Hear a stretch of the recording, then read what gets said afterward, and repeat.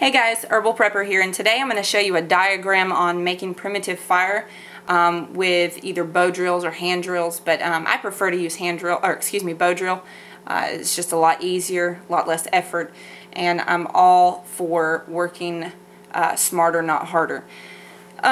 So with that being said, I'm doing this video to give everybody a heads up on the basics of building primitive fire. And doing so with angles. And this often, when I show this to people, it just often clicks with them. So when people watch a YouTube video, they go out there and they pick up two pieces of wood and they get to twiddling it on each other and nothing happens. Well, you've got to know a little bit more about it. Things like the environment, your elevation, the moisture content in the wood, and the moisture content in the air around you. Here's another one that is often overlooked: not placing your fireboard right directly on the ground after it's been notched out and you're sitting here doing this on the ground, because the moisture from the ground is going to cause problems, and then not to mention with conduction and convection.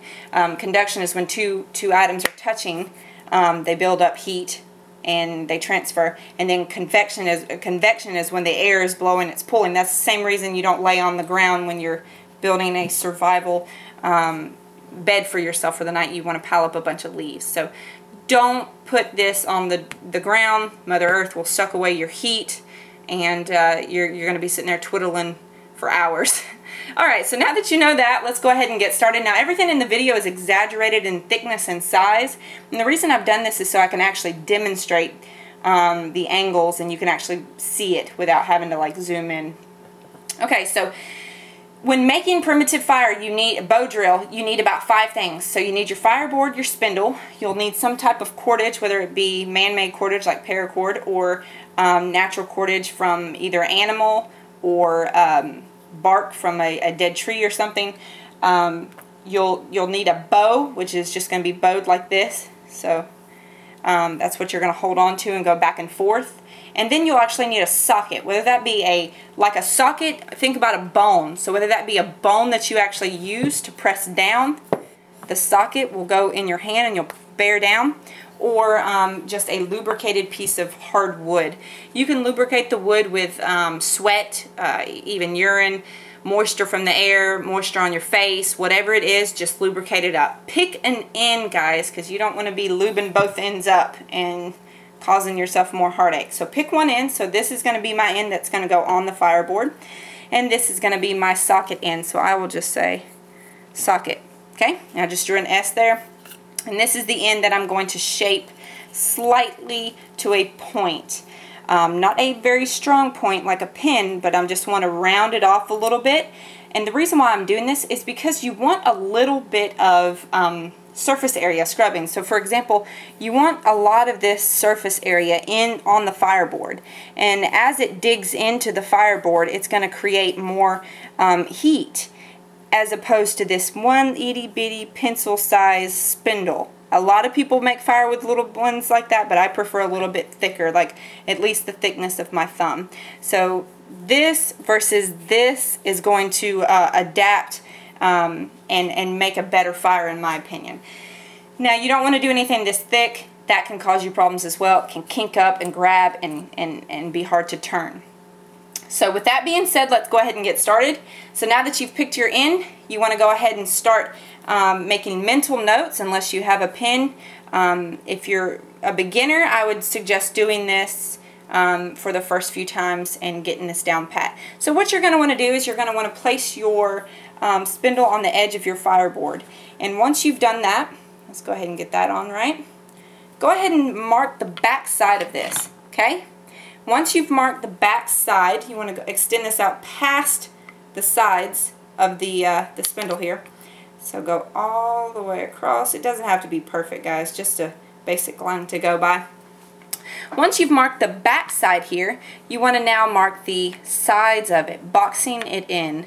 Once you've marked the sides, I can't really see, give me a second, and once you've marked the sides, you want to then drag these lines on down. Okay, it doesn't again have to be perfect. You just want to have a basic understanding of this. So now, as you can see, you have 3 lines, the back side and the sides that would box it in. So now what you're going to want to do is you're going to want to find center. And so what you're doing here, guys, is you're building up the width of exactly what your spindle is, and then you want to find center of that. Okay, so the center of this is going to be this line right here, and you want to find center of that, which would be about right here. I can eyeball that. Then you want to draw a line straight down off of it, and you want to continue that line all the way down. Now this is my top, and this will be my bottom. So that's the top of my spindle, or the top of my fireboard, and the bottom of my fireboard. Now I'm going to continue these lines all the way down. Oh, that was crooked as all get out. Alright, let's do that again here and here. Let me finish these lines up. Alright, so now that you have that, what you're going to want to do from here is you're going to want to grab your spindle again. As you can see, you've got your line that's holding the boxing it in. Then you want to find dead center, and then you want to mark the back again. So, doo-doo-doo, and come on up with it. Now, these are not perfectly straight, and that's perfectly okay. So what you've done ideally is presented yourself with a perfect area that you're going to burn into the now fireboard. So you're going to now then find dead center, and that's where you're going to burn in. So now there is your burn mark. Let's just say this is our burn mark. So I've now figured out how far in I need it to go, which is the width of the spindle. I've burned it in. Now what I need to do is I need to make sure this is done properly on the other side as well. So just to give you an idea of how this works. Doot. Dead center. There we go. And that's what it would do. Okay? There's dead center. Now that you guys see that, now what you need to do is you need to notch out this piece of wood. This piece of wood has to be V'd out completely. Now a lot of people say it needs to be 60 degrees, some people say 65, and yada yada yada. That's just too much for me. How about we just do it like this? Let's let math kind of do the work for us. Just angle it out. What you're going to want to do, now that you have your burn mark, you want to meet the edge of this burn mark. You have this line to help guide you. So from here, you're just going to notch straight out, okay? And you want to continue this notch. See these lines? These are there to help you. And do the same on this side. So, doot, doot. You do not want to go all the way into the center because your spindle is running on this area right here. All of this is your spindle. All of this is contact with wood. You do not want to notch out all the way up to the center of that. That's entirely too much airflow. You just want to notch it out to the edge of the spindle. Now once you've done that, let's pretend I could just pull this piece of wood out, toss it away. Now you have your fireboard with a notched out piece of wood and a burn mark. So from there, you will build your bow. You will place it here. You will press your socket on the top of this spindle, and you will press down and continue to do so. And what's going to happen is it's going to build up in this V right here. And once it builds up, you can remove this and then grab your leaf or whatever was catching all of your buildup and place it in your tinder and your kindling and blow life into your fire, guys. It's really that simple. This simple diagram can show you how to know how far in to go. So that's all I've done is went in the width of the spindle and then mark the back of it and go in one more time, and then there's dead center.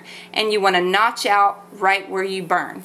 And once you've done that, you'll have a perfect angle every single time with the amount of wood that you're going to be removing all of this. Okay? So guys, I hope this video is a blessing to you. Let me know if you have any questions. I hope I explained it well enough. But if you don't, please feel free to message me or leave your comment below. And if you try this in the woods, please let me know how it worked out for you guys. Until next time, hope the video is a blessing.